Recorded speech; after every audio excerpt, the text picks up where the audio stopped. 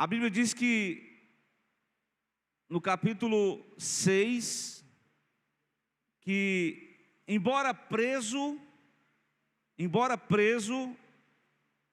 fisicamente falando, o capítulo 6 diz que no versículo 19,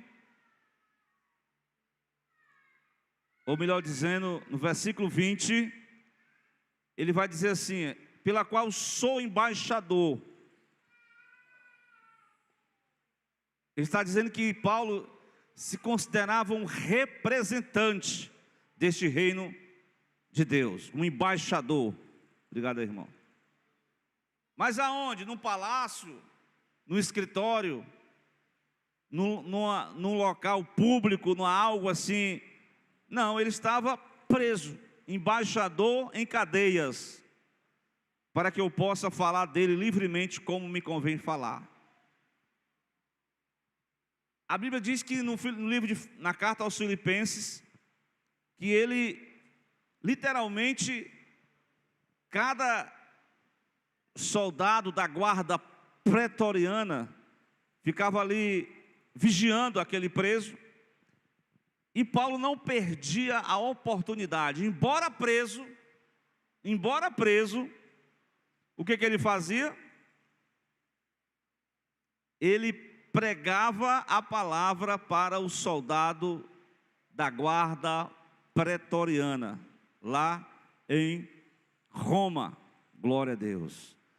Irmãos, de forma que isso é uma lição de vida para todos nós, que muitas vezes não estamos presos fisicamente, mas estamos presos circunstancialmente. Alguma circunstância da vida te prendeu, aí você fica logo esmorecido, desanimado, decepcionado. Teve um servo de Deus que, não sei qual foi assim, o que passou na cabeça dele. Aquele que disse assim: eis aí o Cordeiro de Deus que tira o pecado do mundo. De repente ele envia os discípulos e diz: pergunta para ele se és tu o que havia de vir, ou haveremos de esperar outro. Vocês sabem o que foi que Jesus fez? Confirmou com sinais e comprovou, autenticou, ratificou que ele era o Filho de Deus através dos sinais do seu ministério. Glória a Deus por isso. Diga a João: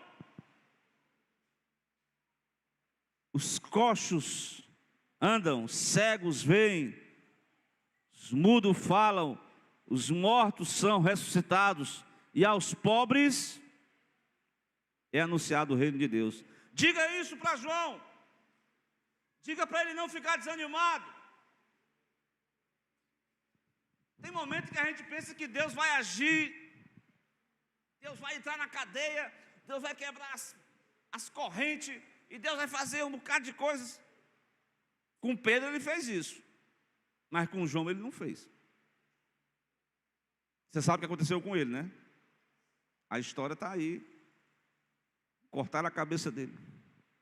Deus não salvou ele da hora da morte. Deus não tirou ele da prisão. Ele ficou preso até a hora da sua morte.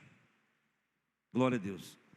Mas voltando aqui ao assunto sobre a prisão de Paulo em Roma, diz que ele testificou para cada um dos soldados, e ele conseguiu ganhar alguns para Cristo. Glória a Deus. De forma que houve assim um rodízio, né? Todos eles ouviram as palavras do prisioneiro Paulo. Paulo, prisioneiro de Jesus Cristo. Glória a Deus.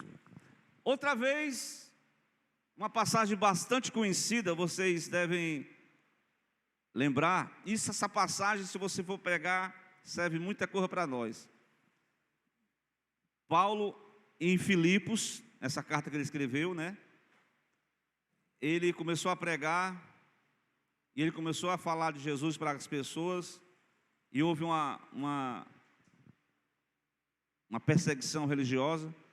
Ele levou uma surra de vara nas costas, foi peia mesmo, que as costas dele ficaram carne viva, e eles foram colocados no tronco, prenderam os pés e as mãos dele, juntamente com Silas. Se fosse eu e você, o que nós faria? Eu acho que a gente começava a lamentar, reclamar. Cadê esse Deus? Mas o que foi que Paulo e Silas, depois de levar peia nas costas, eles nem, irmão, eles nem julgados foram, já foram logo presos. Aí quando eles estavam lá aprisionados, com as feridas nas costas, com as mãos e os pés presos, como missionários, agora estavam sendo mal vistos. Porque que missionário é esse que foi preso? O pessoal bota logo, esse rapaz roubou alguma coisa, fez alguma coisa de ruim, porque está preso. Mas nem toda prisão tem a justiça verdadeira. Muitas vezes tem a injustiça dos homens.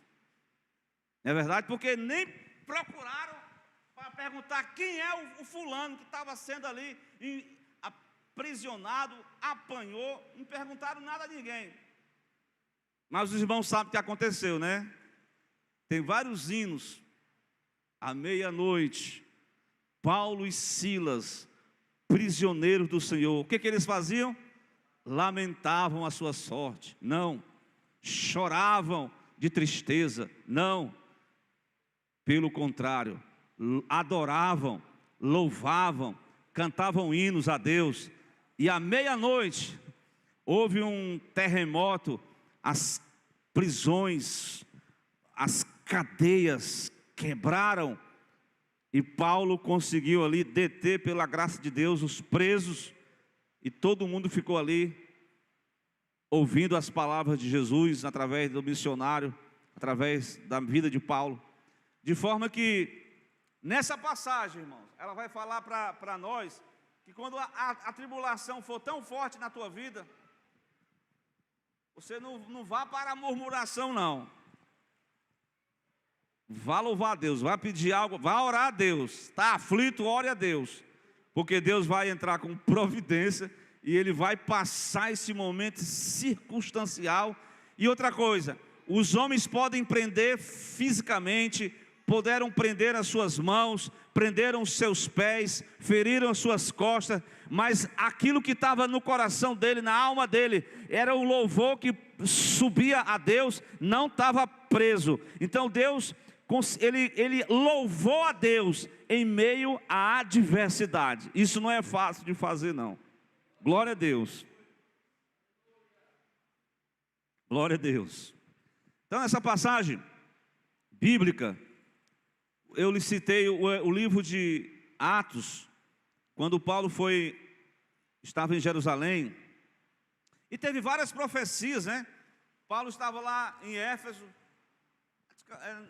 próximo de Éfeso, Troade, quando o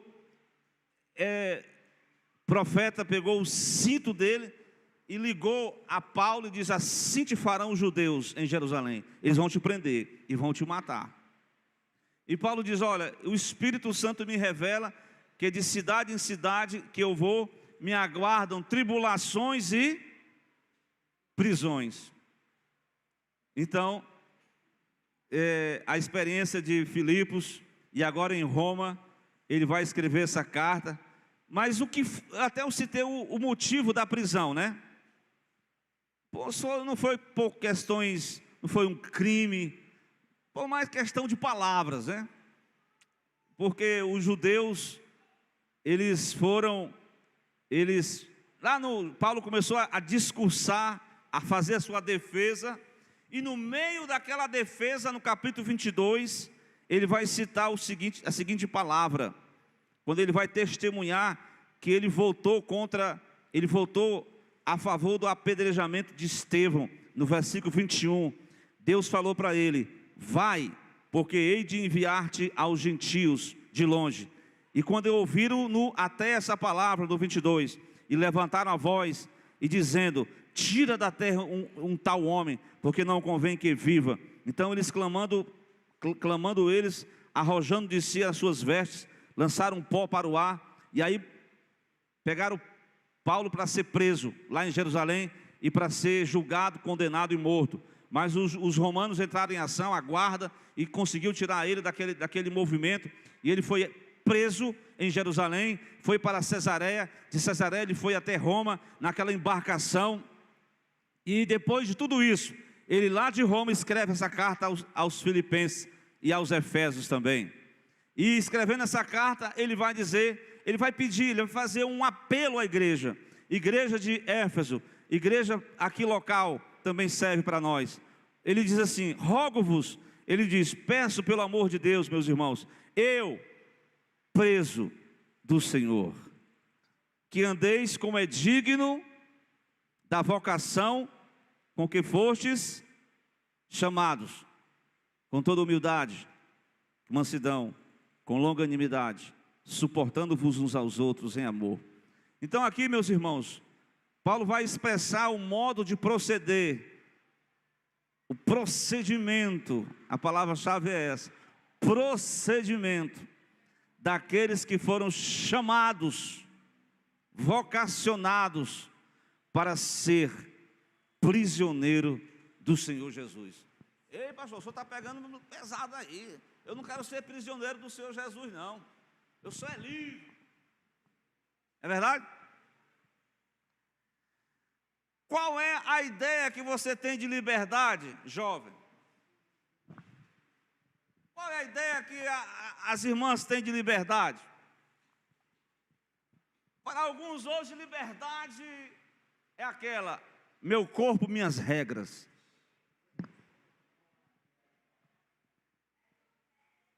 Isso é a ideia de liberdade.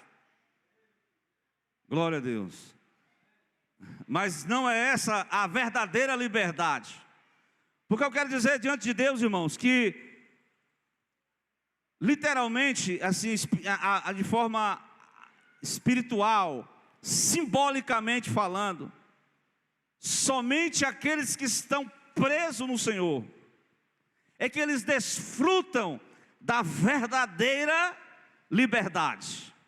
Somente aqueles que são presos no Senhor desfrutam da verdadeira liberdade. Então essas prisões de Paulo aqui, eu posso dizer que é um reflexo que ele realmente estava preso, né? E ele foi chamado para ser um seguidor de Jesus, mas um seguidor tão que vestiu mesmo a camisa, não assim literalmente falando, mas vestiu a camisa do compromisso, da entrega, como a Leia cantou, da consagração. Esse hino que a Leia cantou aí, meu irmão, se eu fosse dar uma doutrina baseada nesse hino, é só pé para nós. Como é que está o teu tempo? O que é que tu está cantando? O que é que tu está se ocupando na tua mente? Aonde é que estão indo os teus pés? Irmãos, é um hino de consagração, 432 da harpa cristã. Glória a Deus. Mas vamos definir aqui o que não é a liberdade. E eu quero tomar como base a própria carta no capítulo 2, porque o ser humano, ele disse: liberdade é fazer o que me faz feliz. Mas nem sempre a felicidade dos homens está dentro do projeto, do propósito de Deus. Porque os homens querem ser felizes do seu jeito, da sua forma. Na verdade, o capítulo 2 de Efésios, da carta, Paulo vai dizer assim, que no outro tempo, versículo 2, na outra época, aí ele vai dizer, andastes. Como é que o ser humano anda? Segundo o curso deste mundo, segundo o príncipe das potestades do ar, segundo o espírito que agora opera nos filhos da desobediência, entre a quais até nós mesmos andávamos, como? nos desejos da nossa própria carne, fazendo a vontade da carne e dos pensamentos, e éramos por natureza filhos da ira, como também os outros assim o são. Então, notaram aí que essa liberdade proclamada aqui nesse versículo é uma falsa liberdade, porque de forma ou de outra, a pessoa não é livre por si só. Ou ela é prisioneira dos seus próprios desejos carnais, ou ela, por entrega, por questão de fé, ela se torna um prisioneiro do Senhor Jesus. Qual é a melhor opção? Glória a Deus. Para muitos, viver essa liberdade de fazer aquilo que a carne quer, de viver essa vida de entrega, de malignidade, de vida libertina, na verdade, é uma falsa liberdade. Então o apóstolo está dizendo que esse tipo de procedimento, esse tipo de comportamento, eles na verdade não traz uma verdadeira liberdade, porque aprisiona o ser humano às suas próprias cobiças, aprisiona o ser humano às suas próprias paixões, aprisiona o ser humano aos seus próprios desejos, deleites e prazeres. Então ele está preso. Se você perguntar para uma pessoa que é viciada em pornografia, ela vai dizer assim: não, eu vejo o que eu quiser, minha mãe não manda em mim. Porque antigamente, eu até falei isso aí na escola dominical, antigamente os jovens escondiam assim, né, umas revistas indecorosas, que os pais tocavam fogo. Mas hoje em dia meu filho está bem guardadinho lá dentro do quarto. Mas num clique, ele acessa ao mundo pernicioso, maligno, e isso vicia, escraviza a mente e o coração do homem, que a pessoa vai para a igreja, mas o coração e a mente está preso. É preciso que o Espírito Santo de Deus possa romper com essas ataduras que prende o coração do homem e da mulher, para ele ser prisioneiro do Senhor Jesus. Glória a Deus, glória a Deus, louvado seja o nome de Jesus. Então, meus irmãos, isso é a falsa liberdade dos homens, é escravizada pelos desejos carnais, naturais. Mas eu quero mostrar a verdadeira liberdade, é ser prisioneiro do Senhor, é andar conforme o chamado do Senhor. Olha aí, que bênção.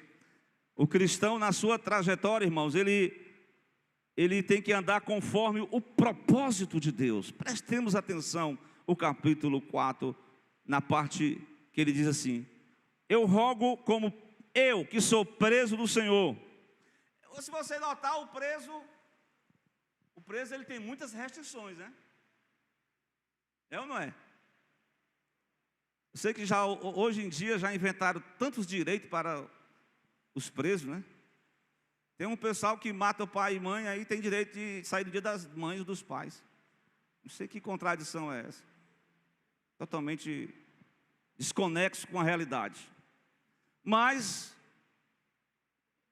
é os direitos, né, que o ser humano tem, né? Mas é necessário a gente observar realmente que o ser humano, o homem, ele cria, né, as suas leis para seus próprios benefícios, ou daqueles que estão numa situação de restrição. Mas a restrição de Paulo não matou o seu ministério.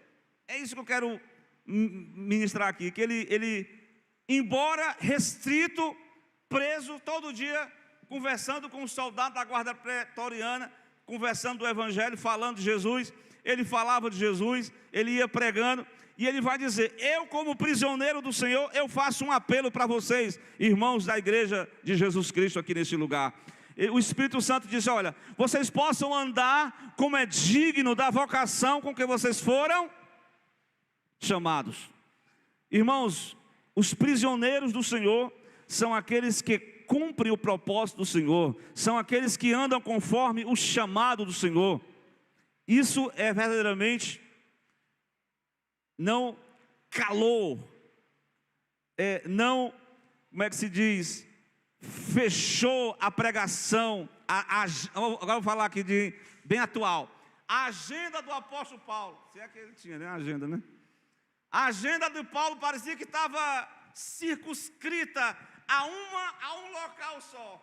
Foi nessa hora, eu escutei até um testemunho essa semana de um pastor que já estava bem velhinho, que foi, como é aquele, aposentadoria, foi jubilado, e já estava assim bem, mal andava, mas o Espírito Santo começou a dizer, escreva cartas para as pessoas que estão afastadas, escreva cartas para quem não vai mais à igreja. Irmãos, pois ele começou a escrever, dentro das suas possibilidades, ele não tinha mais aquela mobilidade, não tinha mais aquela eloquência, não tinha mais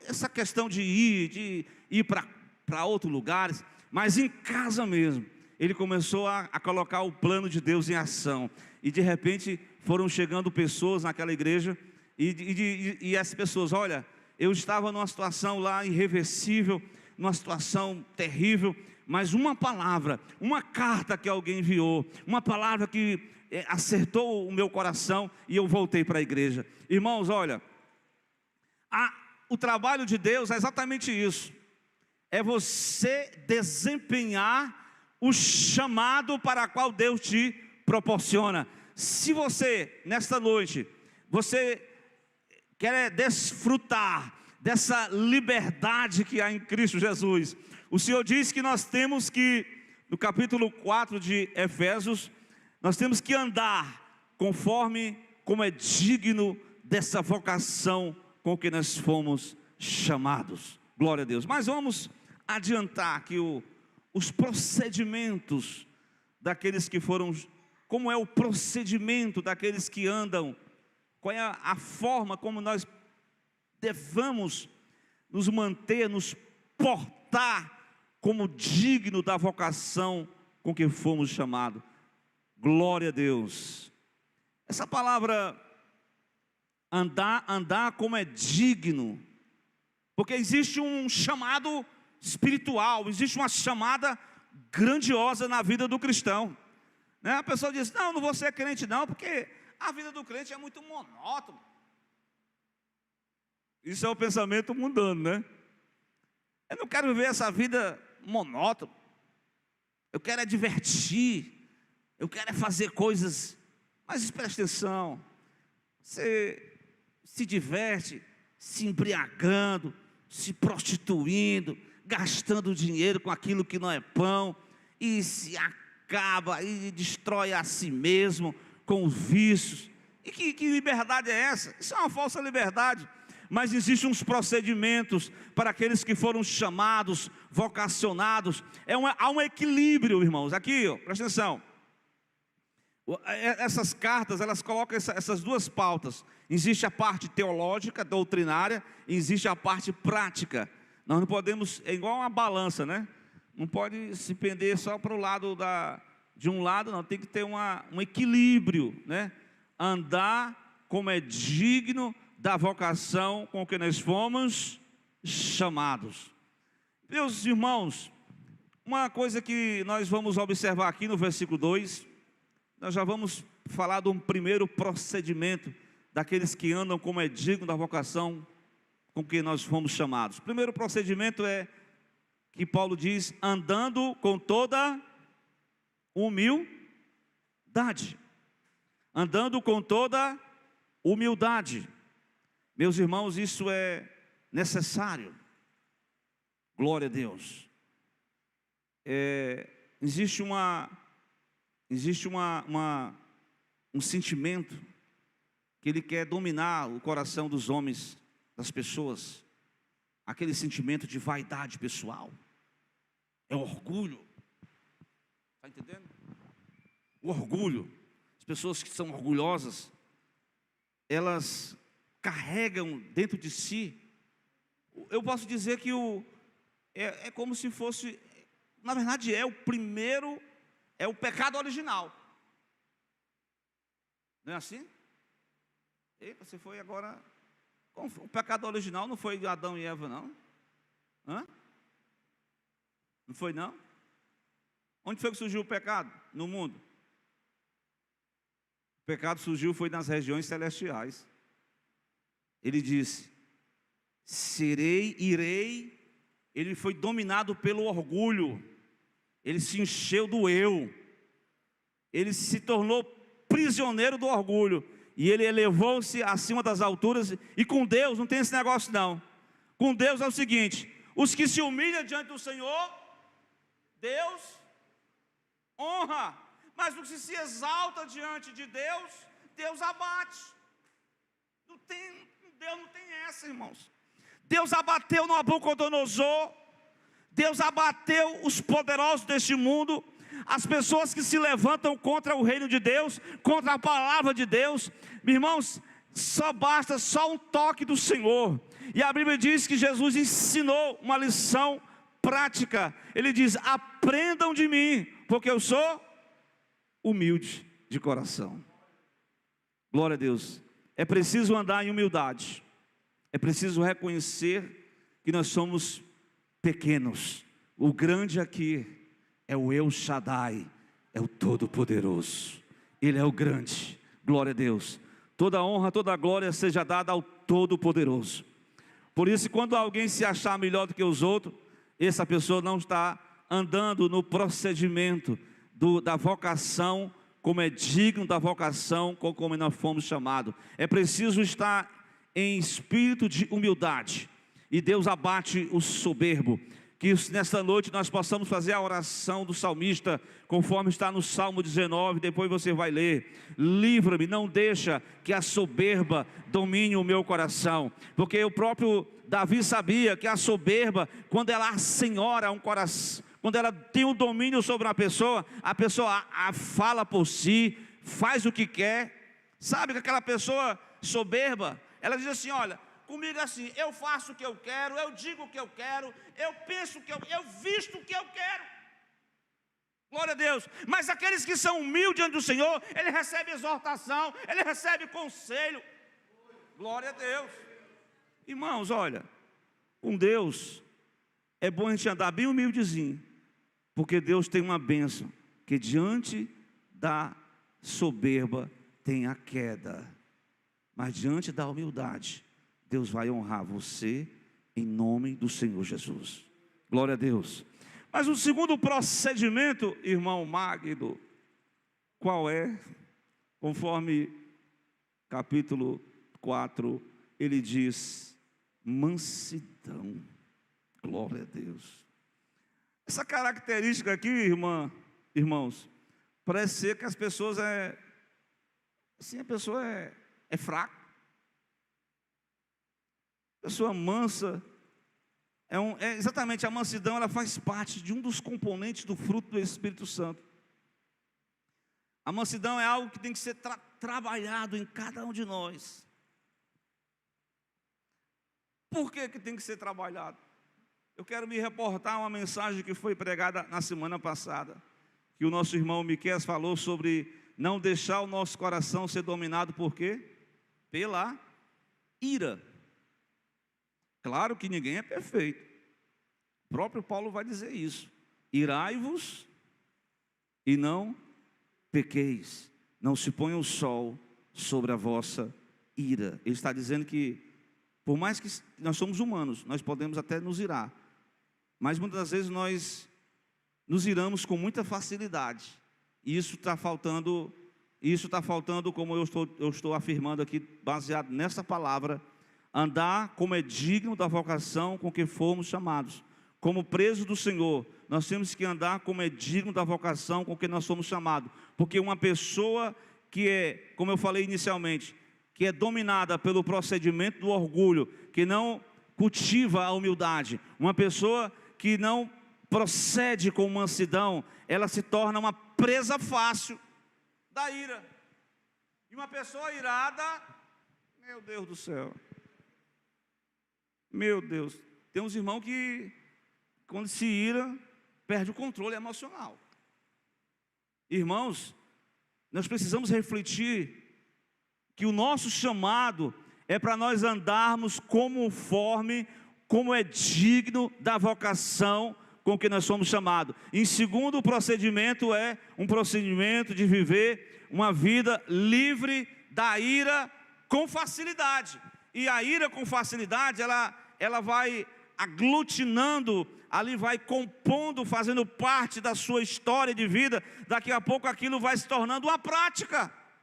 E você não tem um domínio do Espírito Santo sobre a sua vida. Que Deus em Cristo nessa noite possa estar trabalhando em nós, conforme esses procedimentos que fazem parte do nosso chamado, conforme a vocação com que nós somos chamados. O terceiro procedimento, eu já vou adiantando. Esse daqui é interessante.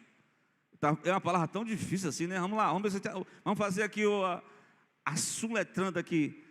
Na minha versão é longanimidade. O que é isso, irmão? O terceiro procedimento, em outras palavras, é a paciência. Irmão, eu não tenho muito não, irmão. Minha paciência é bem curtinha, irmão. Misericórdia. Qualquer coisinha eu explodo logo. Eu sou um estopim curto. Eu sou um pavio curto, irmão.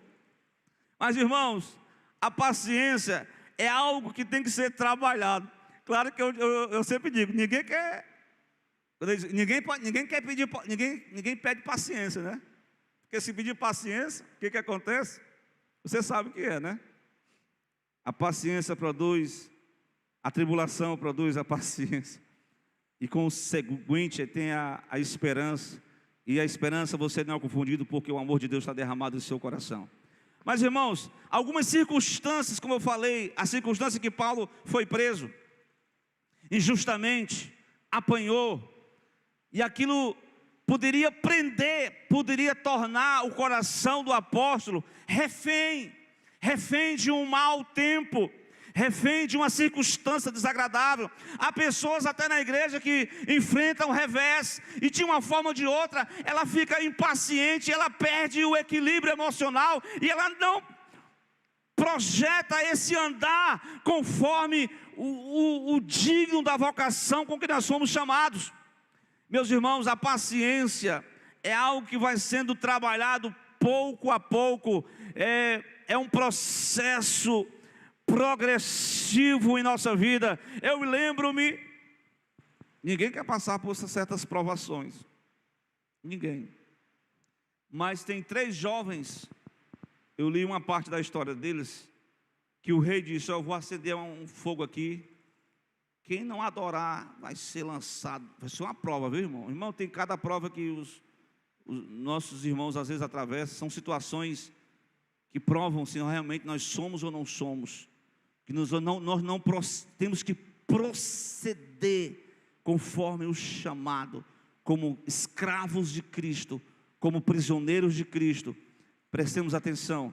Vocês lembram o que foi que os soldados fizeram lá na Babilônia?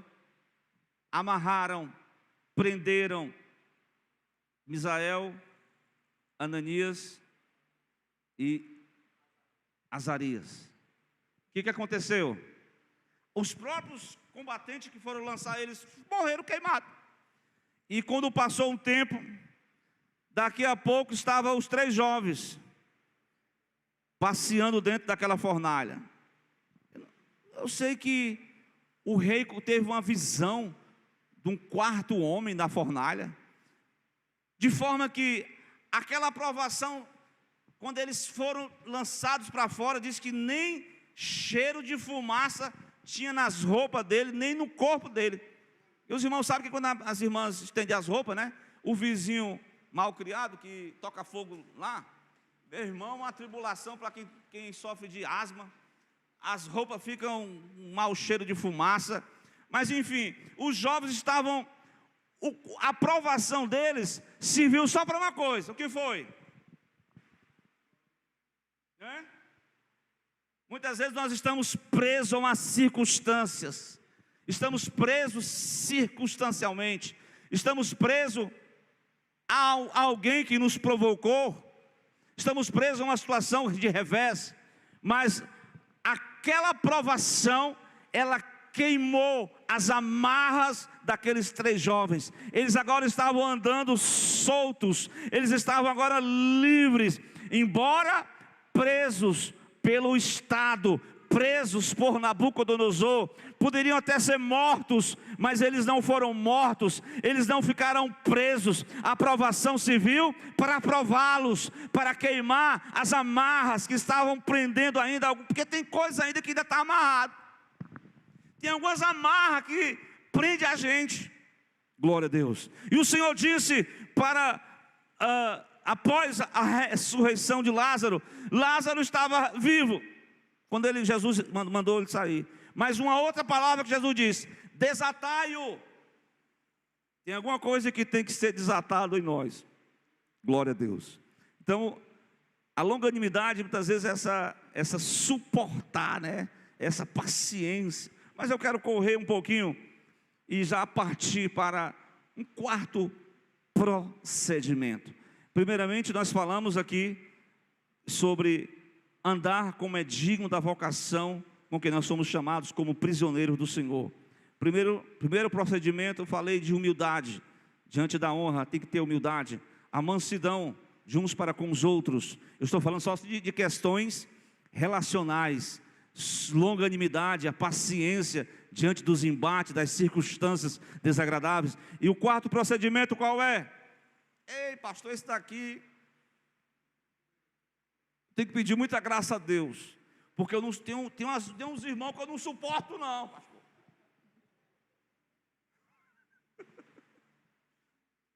Fulano não entra. Pois bem, mas o escritor diz assim: andemos como é digno da vocação com que nós fomos chamados, como presos do Senhor, suportando uns aos outros. Irmãos, tem uns que são trabalhosos, tem uns que dão trabalho mesmo, mas a Bíblia diz: suportai a fraqueza dos fracos, levai o fardo uns dos outros. Então eu sei que você pode estar sofrendo de um sentimento perfeccionista, porque tem que ser assim, tudo tem que ser assim conforme o script. Mas tenha um pouquinho de paciência, porque alguém teve paciência com você e comigo, alguém suportou, glória a Deus. Então esse procedimento aqui, eles trazem esses procedimentos, eles formatam aquilo que nós podemos, na conclusão dessa mensagem, dizer para os amados irmãos, conforme Efésios 4, versículo de número 3, para andarmos como é digno da vocação com que nós somos chamados, é preciso mantermos uma vida de procedimentos, de humildade, de mansidão, de paciência e de suportar uns aos outros. Mas presta atenção, não é suportar simplesmente, é suportar por amor a Cristo. Porque, irmãos, é interessante, porque se depender de mim, de você, nós destacamos: esse aqui não serve, esse aqui não presta. Deus não faz isso não, irmão. Deus ama a ovelha perdida, Deus ama o desgarrado, Deus ama a ovelha doente, Deus ama a todos, Deus quer salvar, Deus quer restaurar. Mas muitas vezes, eu até preguei essa mensagem, Davi conviveu com os filhos de Zeruia. Os filhos de Zeruia eram ruins de relacionamento. Qualquer coisinha eles queriam logo puxar a espada, queria que Davi agisse logo conforme os ditames da dominada carne. E Davi: tenha calma, filho de Zeruia, tenha calma, Joabe. Então, meus amados irmãos, conviver com os diferentes, com as pessoas que às vezes só Jesus, a gente diz assim, só a graça, irmão. Mas vamos contar com os filhos de Zeruia, porque eles fazem parte desta obra. Eles são pessoas, são trabalhosas, mas Deus ama até os trabalhosos, porque são os trabalhosos que vão forjar o caráter de Cristo em mim e você. Glória a Deus.